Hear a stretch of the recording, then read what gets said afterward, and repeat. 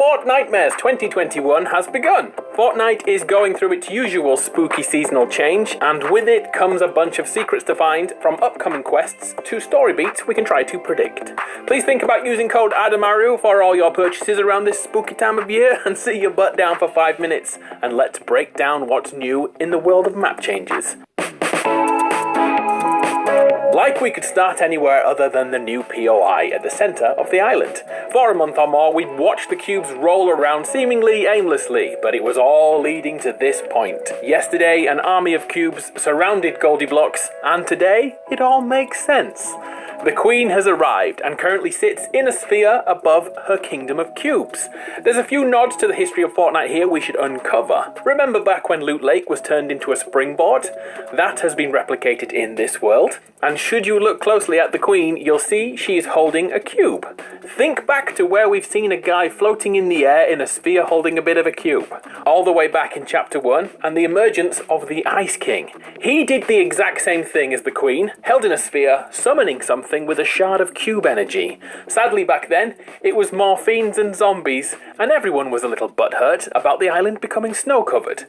From a lore point of view, we now are able to link those two events, and hopefully once this is over, the Ice King won't be a throwaway character, and he'll have some importance. One more week until we see what the Queen has in store. I mean, apart from the caretakers. Another Easter egg to find in this update is the butterfly. A rift butterfly we've seen so many times in our history.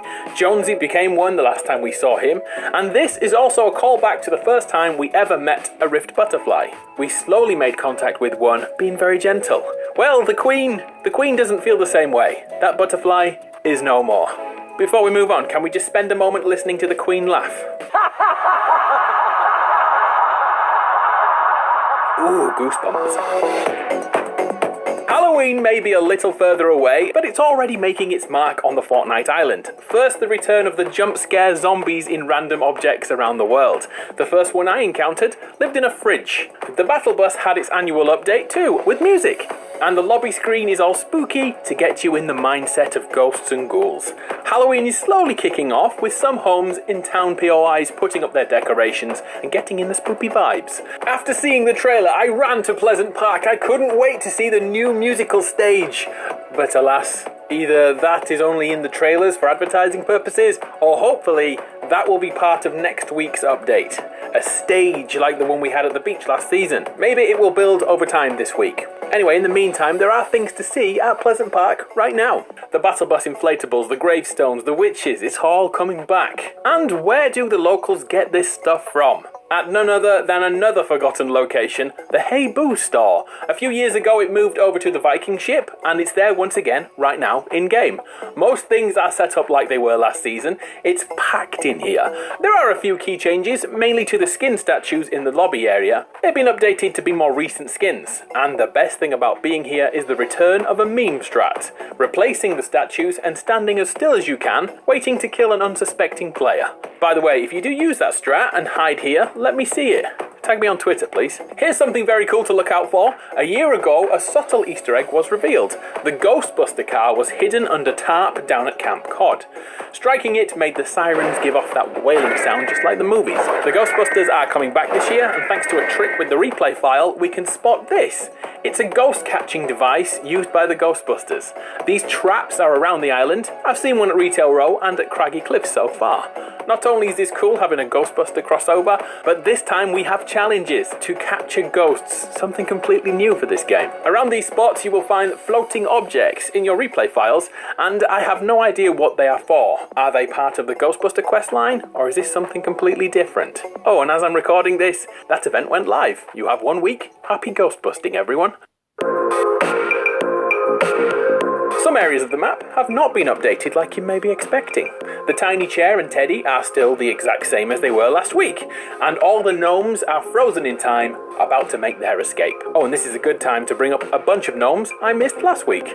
If you'd like to see more of these cute buggers, get your butt down to the cabin in the woods, and by the back door, here they are, packed up, ready to leave this island forever. Little do they know, they can't escape. None of us can. Whilst looking around, some strange things can be spotted. There's loads going on at Craggy Cliffs. While here, you'll see what looks like footprints, likely those of the new caretaker NPC. These can be found all over the island in sets of 4. Check this one. A mysterious ritual site has been found over by the tiny chair, and it's possible to get close enough to this kneeling altar, and you'll see an urn donned with purple cube runes. This looks important. I'll be certain to keep an eye on it. If we are deciphering these runes with urns and tablets, then maybe we will someday understand the mysterious alphabet on all those cubes. And finally we can push for answers, that means. So get in the game and do your challenges. We've got lots to uncover. So much lore. Over to Sloane now, and only 7 days ago we looked at the possibility that Sloane, the big bad guy from last season, was on her way to put right what went wrong.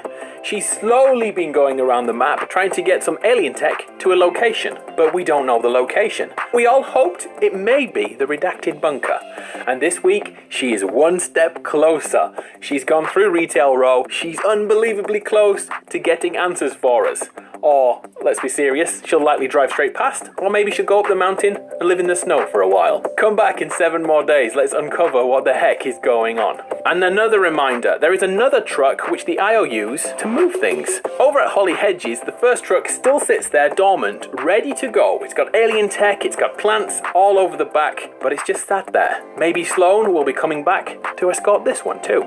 Time will tell. Surprisingly, the biggest update this week is actually in another game mode, Party Royale. I'll admit, I don't usually visit this place unless a movie is being broadcast. But wow, if you want to check out some Halloween updates, this is the place to go. As this mode isn't my jam, I'll just say have a look if this is your kind of thing. One thing I wanted to ask you guys, the new LTM. In this, there are receivers or antennas of some sort with this purple glow. Are these just here for a one-off, or do you think they have a bigger part in the story? Good luck beating the final boss.